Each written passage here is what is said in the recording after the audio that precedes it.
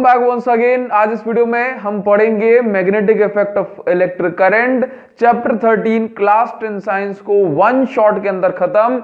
तो बस एक ही चीज कहूंगा, वन शॉट सीरीज की यदि आपने इससे पहले कोई वीडियो देखी हुई है तो फिर बहुत अच्छी बात है, लेकिन यदि आप पहली बार इस वीडियो को देख रहे हैं, इस चैनल पर वन शॉट सीरीज की कोई वीडियो पहली बार देख रहे हैं, तो बस एक ही चीज कहूंगा, बात सुन लेना फिर आप स्किप कर लेना। हाँ, एक ही चीज कहूंगा कि one shot series strongly recommended series है, आप इसकी वीडियो जरूर देखें। भाई बड़े बड़े टॉपिक को छोटू से टाइम में खत्म किया है ना।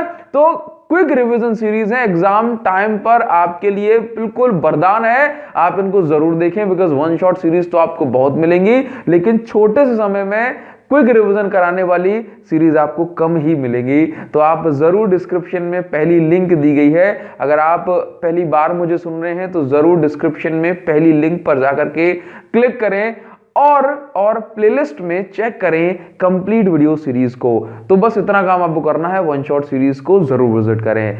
ये तो खत्म करा देंगे, इसकी टेंशन बिल्कुल मत लेना। हाँ जी, एक और चीज, तो सबसे पहली चीज जो हमें समझनी है, that is what is magnetic effect of electric current. तो ध्यान देना कि भाई एक ईयर थी, क्या भाई 1820, 1820 से पहले ये माना जाता था, ये जाना जाता था कि यदि कहीं पर मैग्नेटिक फील्ड बन रही है, यदि कहीं पर मैग्नेटिक फील्ड बन रही है तो जरूर किसने बनाई होगी, जरूर मैग्नेट ने बनाई होगी। भाई मैग्नेट मतलब मैग्नेटिक फील्ड, मतलब मैग्नेट यदि है तो मैग्नेटिक फील्ड बनेगा, और मैग्नेट नहीं है तो मैग्नेटिक फील्ड नहीं बनेगा। दैट मींस मैग्नेटिक फील्ड का बनना सिर्फ और सिर्फ मैग्नेट से जुड़ा हुआ था। लेकिन 1820 में पहली बार एक साइंटिस्ट हुए ऑस्टर्ड, भाई जो कि अपने लैब में एक्सपेरिमेंट कर रहे थे, और लैब में कुछ इस तरह से एक्सपेरिमेंट कर रहे थे कि यहां पर उनकी टेबल पर रखा हुआ था एक वायर था, और उस वायर में अचानक से उन्होंने करंट फ्लो कराया।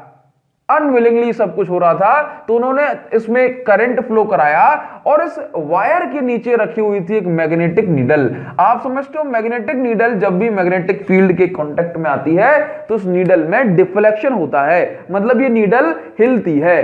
ठीक है, तो ऑस्टर्ड क्या कर रहे थे, अपनी लैब में एक्सपेरिमेंट कर रहे थे, कोई और एक्सपेरिमेंट कर रहे थे, बट उनकी लैब पर मैग्नेटिक, मतलब उनकी टेबल पर मैग्नेटिक नीडल रखी हुई थी, और वो उसके ऊपर उन्होंने करंट फ्लो करा दिया। अब जैसे उन्होंने करंट फ्लो कराया तो उन्होंने देखा कि मैग्नेटिक नीडल में डिफ्लेक्शन हुआ, दैट मींस मैग्नेटिक नीडल हिलने लगी। तो उन्होंने सोचा कि मैग्नेटिक नीडल क्यों हिलने लगी, क्योंकि मैग्नेटिक नीडल तो सिर्फ जब ही हिलती है जब कहीं पर मैग्नेटिक फील्ड बन रहा हो। तो फिर उनके दिमाग में आया, अरे यहां पर मैग्नेट तो नहीं है, तो उन्होंने अपनी टेबल पे देखा कि नहीं, कोई मैग्नेट नहीं थी। फिर उन्होंने क्या किया, करंट को ऑन करा, करंट को ऑफ करा, करंट को ऑन करा, करंट को ऑफ करा। तो जैसे ही वो करंट को ऑन कर रहे थे वैसे ही इसमें डिफ्लेक्शन बार बार होने लगा। जैसे ही करंट को उन्होंने ऑफ किया, इसमें जो है डिफ्लेक्शन रुक गया। तो फिर वो समझ गए कि इलेक्ट्रिक करंट से मैग्नेटिक फील्ड बन रही है, इलेक्ट्रिक करंट से मैग्नेटिक फील्ड बन रही है। उन्होंने थोड़ा सा और सबूत देखा जाए तो उन्होंने क्या किया कि करंट की डायरेक्शन को बदला। तो करंट की डायरेक्शन को बदला तो उन्होंने देखा कि भाई मैग्नेटिक फील्ड में, इस मैग्नेटिक नीडल की डिफ्लेक्शन की डायरेक्शन भी बदल गई। दैट मींस यहां से ये क्लियर हो गया कि इलेक्ट्रिक करंट से मैग्नेटिक फील्ड बनती है, इलेक्ट्रिक करंट से मैग्नेटिक फील्ड बनती है। तो ऑस्टर्ड पहले ऐसे साइंटिस्ट थे जिन्होंने अपने एक्सपेरिमेंट के जरिए यह बताया कि इलेक्ट्रिक करंट से मैग्नेटिक फील्ड बनती है, मैग्नेटिक फील्ड बनती है। इससे पहले इलेक्ट्रिसिटी और मैग्नेटिक फील्ड दोनों अलग अलग सब्जेक्ट हुआ करते थे, लेकिन ऑस्टर्ड के एक्सपेरिमेंट के बाद पहली बार इलेक्ट्रोमैग्नेटिज्म करके एक नया सब्जेक्ट, एक नया टॉपिक, एक नया चैप्टर, एक नई यूनिट इतिहास में, समय में जुड़ गई। तो आगे बात करेंगे मैग्नेटिक फील्ड क्या होती है। तो भाई मैग्नेटिक फील्ड का मतलब है कोई ऐसा रीजन, कोई ऐसी स्पेस, कोई ऐसा जो है लोकेशन जहां पर हम मैग्नेटिक फोर्स को एक्सपीरियंस या फिर कहीं मैग्नेटिक इफेक्ट को एक्सपीरियंस कर सकें, उस रीजन को हम कहते हैं मैग्नेटिक फील्ड। जैसे मान लीजिए अगर इस बोर्ड पर मैं मैग्नेटिक फील्ड को फील कर पा रहा हूं तो इस बोर्ड को मैं कहूंगा कि यहां पर मैग्नेटिक फील्ड बन रही है। ओके, नाउ अब आपसे कहा जाता है कि मान लीजिए कि यहां पर, मतलब मेरे सामने यदि मैग्नेटिक फील्ड है, यहां पर मैं आयरन का एक पीस रखूंगा तो वो आयरन का पीस अट्रैक्टेड होगा, है ना, अट्रैक्ट होगा, तो फिर उस आयरन के पीस को खींचने वाला कौन? एक बार जरा समझिए कि मेरे पास यदि ये एक मैग्नेट है और यहां पर छोटा सा आयरन का पीस रखा हुआ है, तो क्या होगा भाई, ये आयरन का पीस उस मैग्नेट की ओर इस तरह से खींच जाएगा, अचानक से जाएगा और बुलेट की तरह जाकर चिपक जाएगा। तो बोले इसको खींचने वाला कोई तो होगा, इसको खींचने वाला कोई तो होगा। तो फिर कहा गया कि मैग्नेटिक फील्ड ये जो बन रही है इसके चारों ओर, ये इमेजिनरी लाइंस है ना, इमेजिनरी लाइंस से मिलकर के बनती है। क्या कि भाई इस मैग्नेट के अराउंड इस आयरन के पीस को खींचने वाला कोई तो होगा। तो फिर कहा गया कि हाँ है, इमेजिनरी लाइन है, इतनी पतली पतली इतनी थिन लाइंस हैं जो कि हमें दिखाई नहीं देती हैं। तो भाई मैग्नेटिक फील्ड लाइंस क्या है? Magnetic field line imaginary line है अराउंड मैग्नेटिक सोर्स, जो कि मैग्नेटिक इफेक्ट प्रोड्यूस करती हैं, जो कि मैग्नेटिक फोर्स लगाती हैं। ओके, और इन इमेजिनरी लाइन को मैग्नेटिक फील्ड लाइंस कहते हैं। इन मैग्नेटिक फील्ड लाइंस की कुछ प्रॉपर्टीज होती हैं, जैसे कि इन मैग्नेटिक फील्ड लाइन की क्या क्या प्रॉपर्टीज है, एक बार यहां पर देख लेते हैं। मोस्ट इंपॉर्टेंट क्वेश्चन है, most important question, properties of electric field line. तो जरा ध्यान से देखना कि magnetic field lines travels from north to south outside the magnet. याद रखना, मैग्नेटिक फील्ड लाइन, यदि मान लीजिए मेरे पास ये एक बार मैग्नेट है, ये एक बार मैग्नेट है, यहां पर ये नॉर्थ पोल हो गया और ये साउथ पोल हो गया, ये नॉर्थ पोल हो गया और ये साउथ पोल हो गया। तो मैग्नेटिक फील्ड लाइन नॉर्थ से साउथ जाती हैं, नॉर्थ से साउथ जाती हैं, बट आउटसाइड द मैग्नेट, है ना। जबकि मैग्नेटिक फील्ड लाइन जैसे मान लीजिए नॉर्थ से साउथ गई और उसके बाद मैग्नेटिक फील्ड लाइन यहां से एंटर करेगी और वापस नॉर्थ पोल पर जाएगी, तो हम कहेंगे कि they travel from north to south outside the magnet but south to north inside the magnet. Magnet के अंदर ये साउथ टू नॉर्थ जाती है। नेक्स्ट पॉइंट अगर आप देखेंगे, these line forms close loop. भाई क्लोज लूप का मतलब क्या है कि नॉर्थ से स्टार्ट हुई, यहां से निकली, साउथ पे अगर खत्म हो जाती तो हम कहते हैं कि भाई ये लाइन लूप यानी कि पूरा एक क्लोज्ड पाथ नहीं बनाती है, लेकिन ये लाइन नॉर्थ से निकलती है और साउथ से होते हुए वापस नॉर्थ पे पहुंचती हैं। दैट मींस हमने कहा कि these line form close loop. इसके बाद these lines never intersect each other.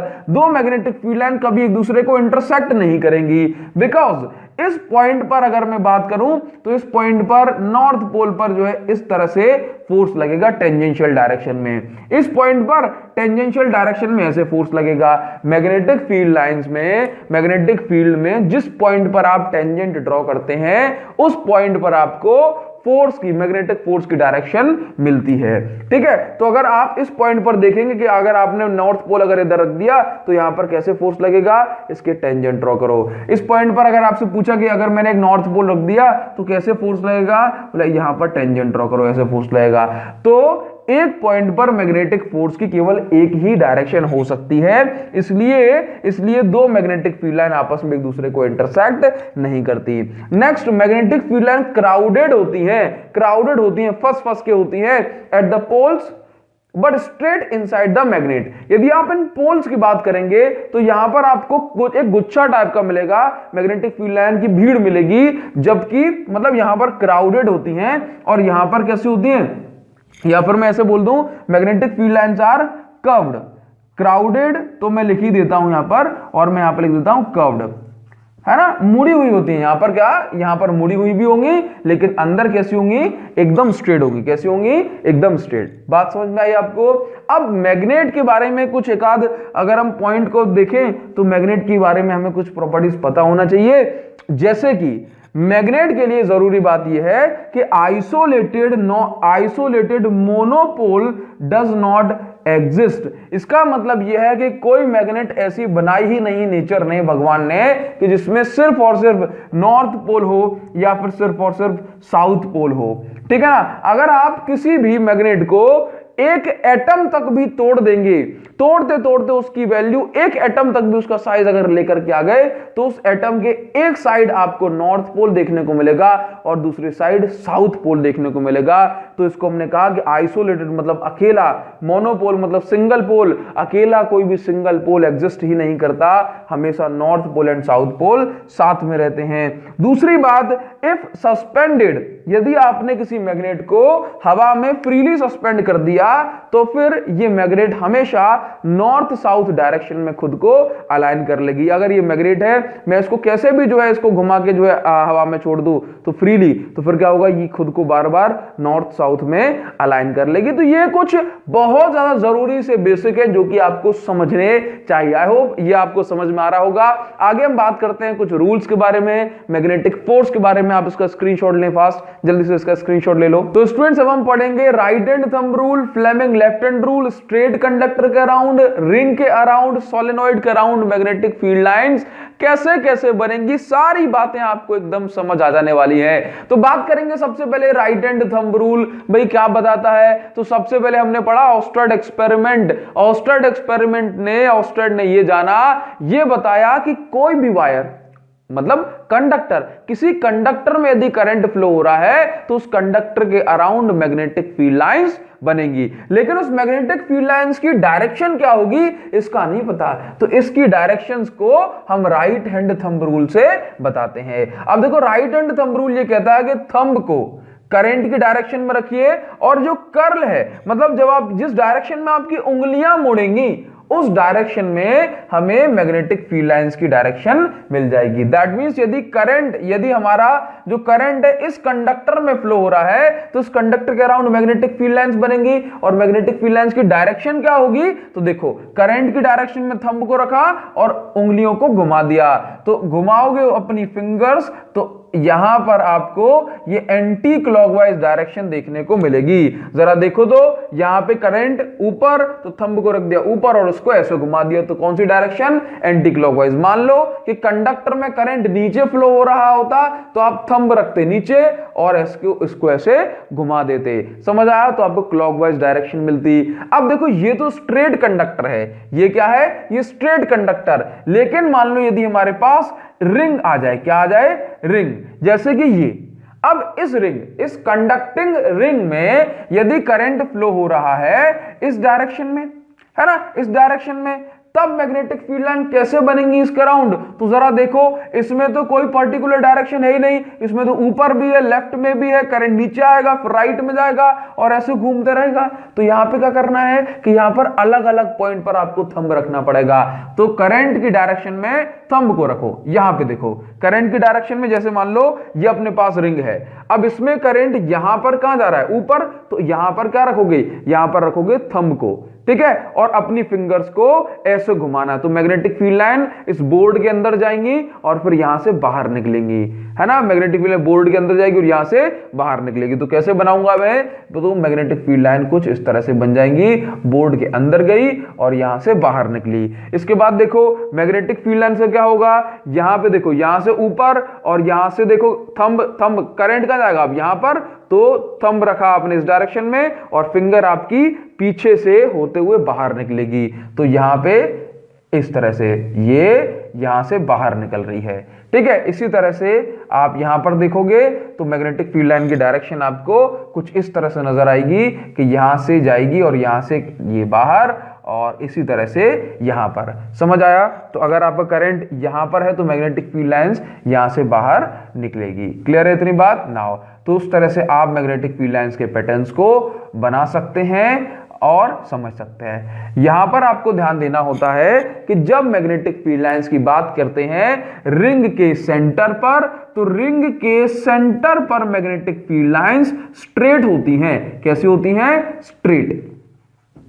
क्यों होती है स्ट्रेट, जरा एक बार इसको जान लो। अगर हमारे पास कोई एक सर्कुलर रिंग है तो पहली रिंग इसके एकदम पास से, पहली रिंग जैसे मान लो करंट जो है इसमें ऐसे फ्लो हो रहा है, तो पहली रिंग कैसे, बोला यहां से निकल गई, यहां से घूम के, दूसरी रिंग पीछे से, तीसरी और पीछे से, चौथी और पीछे से, पांचवी और पीछे से, तो यहां से आना है इसको पीछे से आके सेंटर से पास होना है। तो फिर क्या होगी, लाइन स्ट्रेट आना पड़ेगा ना, बिकॉज यहां से लाइन आ रही है, पहली छोटी वाली रिंग, फिर दूसरी बड़ी, फिर तीसरी बड़ी, चौथी और बड़ी, पीछे से घूम जाएगी, सेंटर से पास होना है। तो क्या होता है कि मैग्नेटिक फील्ड लाइन कहां यहां पर सेंटर पे कैसे हो जाती है, बोला स्ट्रेट, बिकॉज ये वाले एंड की भी बीच में से गुजर रही है, नीचे वाली लाइन भी बीच में से लौट के आ रही है, साइड वाली बीच में से लौट के आ रही है, तो सारी की सारी लाइन एक दूसरे में रिपल्जन के कारण से स्ट्रेट हो जाती है, क्योंकि उनको फैलने की जगह नहीं मिलती। तो याद रखना कि रिंग में सेंटर पर मैग्नेटिक फील्ड लाइन स्ट्रेट होती है। कैसी होती है, स्ट्रेट। इस बात को ध्यान रखना। अब देखो यहां पर हमें रिंग के बारे में पता पड़ गया। अब जरा सोचो कि यदि हमारे पास एक वायर है और उस वायर को हमने एक टर्न दिया तो एक रिंग बन गई, लेकिन अगर उसी वायर को हम कई सारे टर्न्स दें, एक रिंग, दो रिंग, तीन रिंग, चार रिंग, पांच रिंग, तो इस तरह से क्या बन जाएगा, एक वायर को जब बहुत सारे टर्न्स दे दिए जाते हैं तो फिर हम क्या कहते हैं कि अब वो वायर नहीं है, सिर्फ ये क्या बन गया, ये बन गया एक सोलेनॉइड। क्या बन गया, सोलेनॉइड। देखो जब मैं कह रहा हूं ना वायर, तो याद रखना कंडक्टिंग वायर की बात हो रही है। क्या बन गया, ये सोलेनॉइड। तो सोलेनॉइड क्या है, सोलेनॉइड एक स्ट्रेट कंडक्टिंग वायर है जिसको हमने स्प्रिंग के फॉर्म में, करंट कैरिंग स्प्रिंग के फॉर्म में कन्वर्ट कर दिया है, और ये स्प्रिंग इंसुलेटिंग मटेरियल के ऊपर होती है। जैसे इसके अंदर इंसुलेटिंग मटेरियल एयर है, इसकी जगह पेपर हो सकता था, इसकी जगह कोई और मटेरियल भी हो सकता था। ठीक है, तो देखो अगर मैंने कहा आपसे कि एक रिंग के कारण, देखो अगर मैंने कहा कि भाई ये सोलेनॉइड है, देखो सोलेनॉइड में कई सारी रिंग है, तो यहां पर एक रिंग यदि होती तो मैग्नेटिक फील्ड लाइन इस तरह से जाती, लेकिन मान लो दो रिंग आ गई तो मैग्नेटिक फील्ड लाइन को दो लाइंस क्रॉस करके जाना पड़ेगा, तीन रिंग आ गई तो मैग्नेटिक फील्ड लाइन को तीन लाइन क्रॉस करके जाना पड़ेगा, चार रिंग तो चार लाइन को क्रॉस करके, पांच रिंग तो पांच लाइन को क्रॉस करके। तो इसका मतलब है कि मैग्नेटिक फील्ड लाइन को एक लंबा रास्ता क्रॉस करना पड़ेगा, है ना। चलिए तो देखो यहां पर क्या है कि ये मेरे पास क्या है कि भाई एक सोलेनॉइड, दैट मींस एक कंडक्टर लिया और उसको स्प्रिंग के फॉर्म में कन्वर्ट कर दिया, करंट फ्लो कराया, सोलेनॉइड बन गया। ठीक है, कुछ भी अलग और अजीब नहीं होता। ठीक, अब यहां पर देखो, क्योंकि अगर इस कंडक्टर में करंट फ्लो रहा है तो ये भी मैग्नेटिक फील्ड बनाता है, तो सोलेनॉइड में करंट फ्लो रहा है, सोलेनॉइड में मैग्नेटिक फील्ड बनाएगा। ठीक है, तो देखो सोलेनॉइड के अक्रॉस मैग्नेटिक फील्ड कैसे बनती है, तो उसको समझने के लिए कुछ नहीं करना होता। यहां पर क्या करते हैं कि देखो जिस डायरेक्शन में, मतलब जिस डायरेक्शन में करंट फ्लो रहा होता है ना सामने से, उसको ग्रिप कर लेते हैं, उसको पकड़ लेते हैं। जैसे मान लो इसमें करंट ऊपर जा रहा है तो मैंने अपनी फिंगर्स को ऊपर ले लिया। कैसे ले लिया, ऊपर। तो जहां पर मुझे थंब दिखाई दे रहा है ना, उस पोल को, उस डायरेक्शन को मैं क्या, किस तरह एक्ट करेगी, ये नॉर्थ की तरह और ये साउथ की तरह। क्यों, मैग्नेटिक फील्ड लाइन बनेगी तो एक साइड नॉर्थ और एक साइड साउथ पोल तो बनेगा ही। ठीक नाउ, तो अब देखो अब कंडीशन क्या है, कंडीशन ये है कि यहां से मैग्नेटिक फील्ड लाइन निकलेगी और इस तरह से साउथ से होते हुए इसके पास आएगी, यहां से होते हुए मैग्नेटिक फील्ड लाइन निकलेगी और साउथ से होते हुए यहां से ऐसे आएगी और इसके अंदर ऐसे, और इसी तरह से ये निकलेगी और यहां से ऐसे आएगी। समझ में आया। तो ये क्या है भाई, सोलेनॉइड के अक्रॉस मैग्नेटिक फील्ड लाइंस की डायरेक्शन। ठीक है, इस तरह से आपको ये बना देनी है और इस तरह से बहुत सारी मैग्नेटिक फील्ड लाइन इसके अंदर जाएगी। याद रखना कि नॉर्थ एंड साउथ पोल सिर्फ इसमें ही नहीं होता, नॉर्थ एंड साउथ पोल सिर्फ इसमें नहीं होता, एक रिंग में भी नॉर्थ एंड साउथ पोल होता है। जैसे कि आपने देखा ना कि मैग्नेटिक फील्ड लाइन कहां से, जहां से निकलती है उसको नॉर्थ कहते हैं, और जिससे जहां से अंदर घुसती है उसको साउथ कहते हैं। तो मान लो अगर इसके अंदर करंट फ्लो रहा है ऐसे इसके अंदर करंट फ्लो रहा है ऐसे, तो मैग्नेटिक फील्ड लाइन पीछे से निकलेगी, तो पीछे वाला जो फेस है इसका वो साउथ है और यहां से बाहर जा रही है तो ये नॉर्थ है। हाँ, तो सामने से देखने पर ये नॉर्थ और पीछे वाला साउथ। क्लियर है। तो हम जो है ना अपने जो उसमें सीख भी लेते हैं कि सामने से देखने पर ये आपका नॉर्थ बन गया, ये नॉर्थ बन गया। ठीक है, तो ये एंटी क्लॉकवाइज, अगर करंट एंटी क्लॉकवाइज फ्लो हो रहा है तो सामने से देखने पर नॉर्थ आपको पोल दिखाई देगा, अदरवाइज साउथ पोल दिखाई देगा। तो ये इस तरह से हमने सीख लेते हैं इसको। ठीक है, चलिए तो ये चीज हो गई आपकी नाउ। तो अब देखो ये बात समझ आई। इसके बाद क्या होता है कि हम बात करेंगे मैग्नेटिक फोर्स किस पे लगता है, किस पे बात करेंगे, मैग्नेटिक फोर्स। तो देखो बड़ी सिंपल सी बात है कि मैग्नेटिक फील्ड अगर है तो मैग्नेटिक फोर्स लगाएगी, मैग्नेटिक फील्ड यदि बन रही है तो मैग्नेटिक फोर्स लगाएगी। जरा सोचो कि मैग्नेटिक फोर्स कौन लगाएगा, तो आंसर है कि मैग्नेटिक फील्ड। लेकिन मैग्नेटिक फील्ड कौन बनाता है, तो हमारा आंसर है मैग्नेटिक फील्ड बनाता है current carrying conductor. Magnetic field कौन बनाता है, करंट कैरिंग कंडक्टर।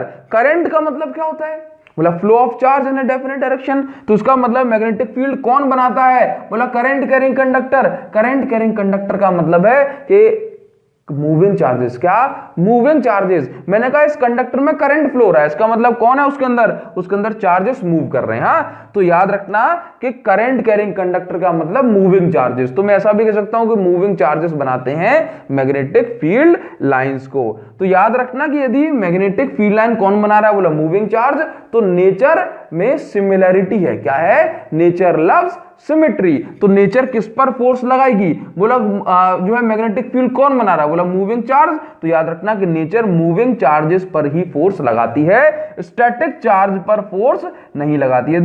यदि मैग्नेटिक फील्ड में कोई चार्ज रखा हुआ है इस तरह से, तो इस पर फोर्स नहीं लगेगा। लेकिन यदि कोई चार्ज यहां से इस तरह से आ रहा है, तो इस चार्ज पर लगेगा मैग्नेटिक फोर्स, और इस मैग्नेटिक फोर्स की डायरेक्शन को हम फ्लेमिंग लेफ्ट हैंड रूल से पता कर लेते हैं। तो अब बात करते हैं, बोला फ्लेमिंग लेफ्ट हैंड रूल क्या होता है। तो याद रखना कि फ्लेमिंग लेफ्ट हैंड रूल ऐसा रूल है जिसकी हेल्प से हम फोर्स की डायरेक्शन बताते हैं। किसकी डायरेक्शन?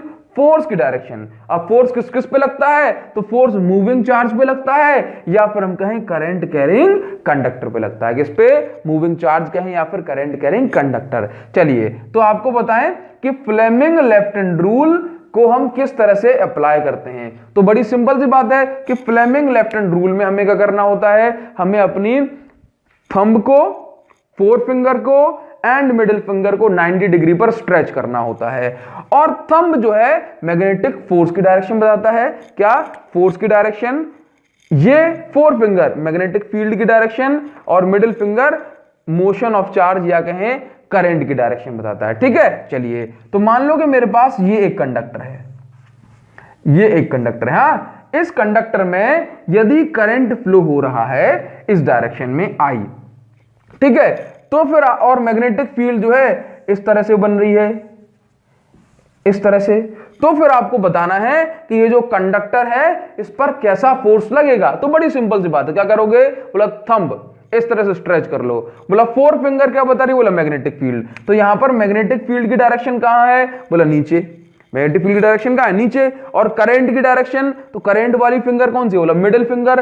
तो मैग्नेटिक फील्ड नीचे, करंट वाली ये है, तो थंब कहां जा रहा है? बोला अंदर। तो अंदर जो फोर्स लगेगा, इनवर्ड फोर्स लगेगा इस कंडक्टर पर। तो इस कंडक्टर पर कैसा फोर्स लगेगा? इनवर्ड। मान के चलो मैंने कहा कि मैग्नेटिक फील्ड ऐसे है, अब इसमें कोई चार्ज, क्योंकि देखो magnetic field current carrying conductor पे ही फोर्स लगाती है और मूविंग चार्ज पर भी। अब इसमें क्या है, कोई मूविंग चार्ज यहां से इस डायरेक्शन में आ रहा है, तो कैसा फोर्स लगेगा इस पे? तो ये तो हो गया बी, और ये हो गया चार्ज का मोशन। ठीक है, बी मतलब मैग्नेटिक फील्ड। तो बताओ इस चार्ज पर कैसे फोर्स लगेगा? मैग्नेटिक फील्ड की डायरेक्शन ये रही, चार्ज जा रहा है नीचे, यानी कि मोशन ऑफ चार्ज कहां है? मिडिल फिंगर से दिखाओगे नीचे, मैग्नेटिक फील्ड ऐसे, तो इस चार्ज पर कैसे फोर्स लगेगा? मतलब बाहर की साइड, आउटवर्ड। कैसे लगेगा? आउटवर्ड। याद रखना कि फ्लेमिंग लेफ्ट हैंड रूल से हम जो है ना, ये सिर्फ जब ही एप्लीकेबल होगा जब मैग्नेटिक फील्ड एंड चार्ज का मोशन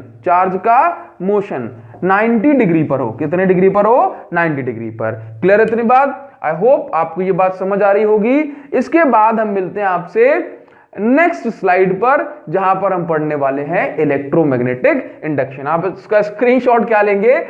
चलिए तो आगे बढ़ते हैं, इलेक्ट्रोमैग्नेटिक इंडक्शन। स्टूडेंट्स, अब हम इस वीडियो में पढ़ेंगे electromagnetic induction, Lenz law, Faraday's law of electromagnetic induction, Fleming's right hand rule. आपको यहां पर बताना चाहूंगा कि according to the revised syllabus of CBSE for 2021 May session, domestic circuit, AC generator, DC generator, alternating current and direct current में difference, frequencies, इनको हटा दिया गया है। तो फिर इस वन शॉट सीरीज में, क्विक रिवीजन वाली सीरीज में हम इसको इंक्लूड नहीं करेंगे, ठीक है ना। लेकिन अगर आप फिर भी देखना चाह रहे हो तो आपको कमेंट सेक्शन में नहीं, डिस्क्रिप्शन में आपको लिंक मिल जाएगी वीडियो की, आप जरूर देखें, आपको सब कुछ समझ आ जाएगा, ठीक है ना। नाउ अब बात करेंगे इलेक्ट्रोमैग्नेटिक इंडक्शन क्या होता है। तो याद रखना कि इलेक्ट्रोमैग्नेटिक इंडक्शन एक ऐसी प्रोसेस है, क्या है? इलेक्ट्रोमैग्नेटिक इंडक्शन एक ऐसी प्रोसेस है जिसमें मैग्नेट की हेल्प से इलेक्ट्रिक करंट, या यूं कहें ईएमएफ, या फिर वोल्टेज, या फिर कहूं पोटेंशियल डिफरेंस को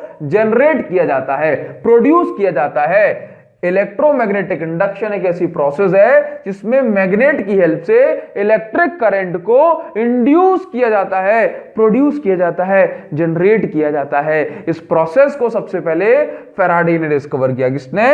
फैराडे ने, माइकल फैराडे ने। हाँ, तो आपको ध्यान देना है कि फैराडे ने क्या किया। तो फैराडे अपने लैब में कुछ एक्सपेरिमेंट कर रहे थे, तो उनके पास एक कॉइल थी, कॉइल से कनेक्टेड था गैल्वेनोमीटर। ये रहा गैल्वेनोमीटर। हाँ, गैल्वेनोमीटर का काम होता है सर्किट में करंट की प्रेजेंस का पता लगाना, यानी कि अगर सर्किट में करंट होगा तो उसका कांटा हिल जाएगा, अदरवाइज नहीं। तो देखो हुआ क्या कि गैल्वेनोमीटर के साथ एक कॉइल कनेक्टेड थी। अब इस कॉइल के पास से एक बार मैग्नेट को फैराडे ने पास कराया, यानी कि गुजारा, है ना। मतलब एक बार मैग्नेट को उठाया और इस कॉइल के पास से निकाल दिया। तो उन्होंने देखा माइकल फैराडे ने कि भाई इस कॉइल के साथ जो गैल्वेनोमीटर कनेक्टेड है, इसमें इसकी नीडल में डिफ्लेक्शन हुआ, यानी कांटा हिला। दैट मींस वो समझ गए, अरे इसमें तो जो है करंट बन गया।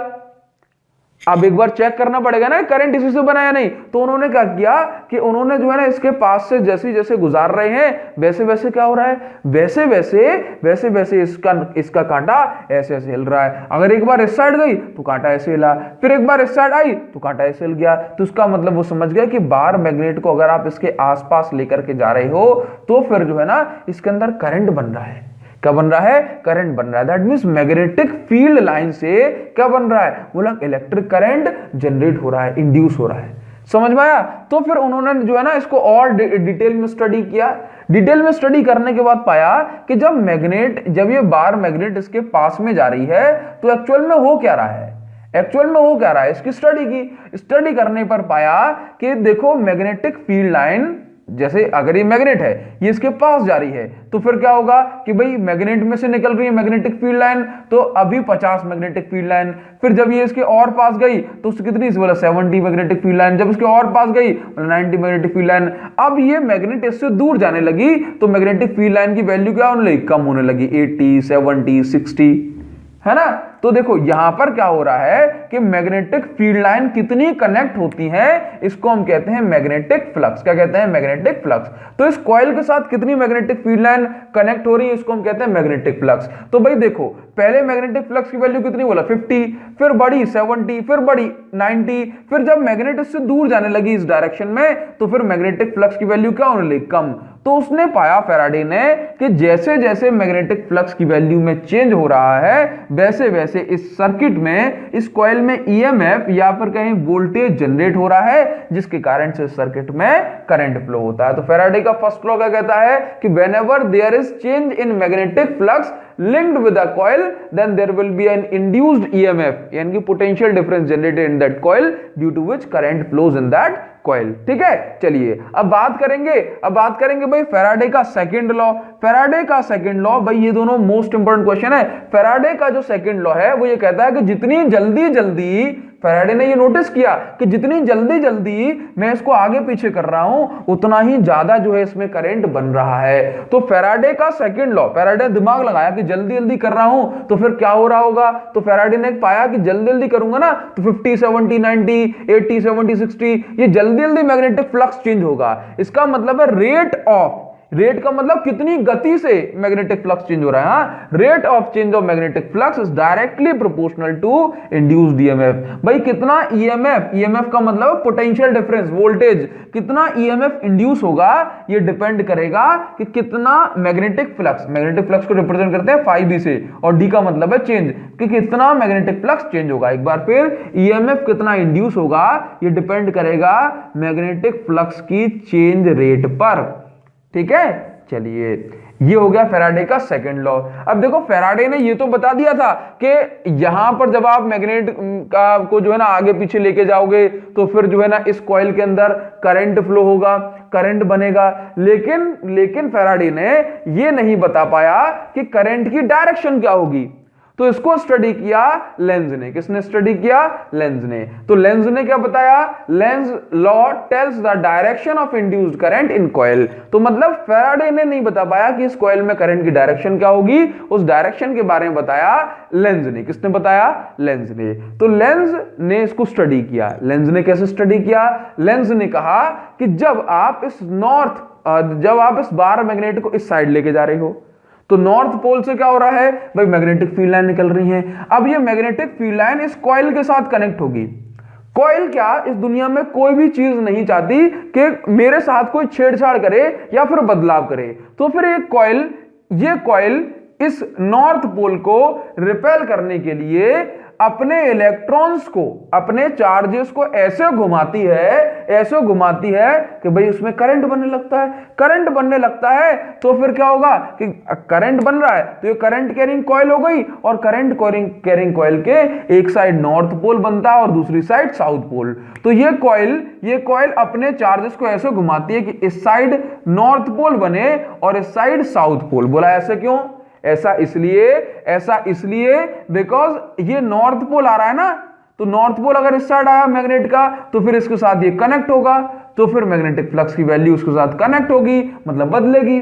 तो इस नॉर्थ पोल को यहां आने से रोकने के लिए ये जो कॉइल है इस एंड पर क्या बना लेती है, नॉर्थ पोल। कैसे बना लेती है? इसमें खुद में ऐसे करंट फ्लो करा के। और ये कौन सी डायरेक्शन है करंट की? ये है एंटी क्लॉकवाइज। क्या है? एंटी क्लॉकवाइज करंट यदि फ्लो होता है तो फिर कौन सा पोल बनता है सामने? North pole. ठीक है। अब यहां पर क्या हुआ कि मान लो आप रुके नहीं, आपने इसको जो है ना यहां तक लेकर के आ गए इस बार मैग्नेट को। चलिए, तो अब होगा क्या एक्चुअल में, यहां पे अपन नॉर्थ बनाया था, अब होगा क्या एक्चुअल में कि मान लो इस कॉइल को हैबिट पड़ गई इस मैग्नेटिक फील्ड लाइंस की। ठीक है। अब आपने क्या किया कि अब आप इसको इस डायरेक्शन में ले जाने लगे बाहर मैग्नेट को, तो भाई कॉइल कहेगी कि वैसे तो मैं रोक रही थी लेकिन अब मुझे हैबिट पड़ गई है कि इतनी मैग्नेटिक फील्ड लाइन मुझसे कनेक्ट हो रही है, अब कम से कम इसको दूर लेके मत जाओ। तो फिर क्या होगा? तो फिर ऐसा होगा कि भाई अब ये जो नॉर्थ पोल इससे दूर जा रहा है, इसको रोकने के लिए ये कॉइल अपने चार्जेस को ऐसे घुमाएगी कि इस साइड क्या बनना चाहिए? इस साइड साउथ पोल बनना चाहिए। क्या बनना चाहिए? साउथ पोल, ताकि ये इसको दूर जाने से रोक सके, है ना। तो फिर क्या होगा? तो फिर साउथ पोल बनाने के लिए करंट को ऐसे फ्लो होना पड़ेगा। तो करंट की डायरेक्शन क्या? क्लॉकवाइज। जैसे मैंने जब आपको ये वाला एग्जांपल दिया था ना, तब बताया था ना रिंग वाला। ठीक है। तो क्लॉकवाइज करंट यदि फ्लो होता है सामने से देखने पर, तो फिर उस सामने वाले फेस पर कौन सा पोल बनेगा? साउथ पोल बनेगा। ठीक है। तो ये हुआ लेंज लॉ। अब बात करते हैं फ्लेमिंग के राइट हैंड रूल के बारे में। फ्लेमिंग राइट हैंड रूल क्या कहता है? तो फ्लेमिंग राइट हैंड रूल हमें बताता है direction of induced current in magnetic field, या फिर मैं कहूं direction of induced current in magnetic field in a conductor. ठीक है। मान लो कि मेरे पास कोई भी एक कंडक्टर है या फिर कोई भी एक कंडक्टिंग कॉइल है। ये रही एक कॉइल। ठीक है। अब मेरे पास ये कंडक्टिंग कॉइल है, तो देखो इस कंडक्टिंग कॉइल को यदि मैं मैग्नेटिक फील्ड में मोशन कराऊंगा, जैसे मान लीजिए कि ये मेरे पास एक कॉइल है। क्या है? ये मेरे पास एक कॉइल है। ठीक। अब ये जैसे कॉइल में 4 फेस होते हैं ना, मतलब A B C D, ये 4 साइड है कॉइल की, एक ये वाली, एक ये वाली, एक ये वाली, एक ये वाली। तो फ्लेमिंग राइट हैंड रूल हमें ये बताता है, सबसे पहले आपको वही एक काम करना है, ये इस तरह से स्ट्रेच कर लेना है।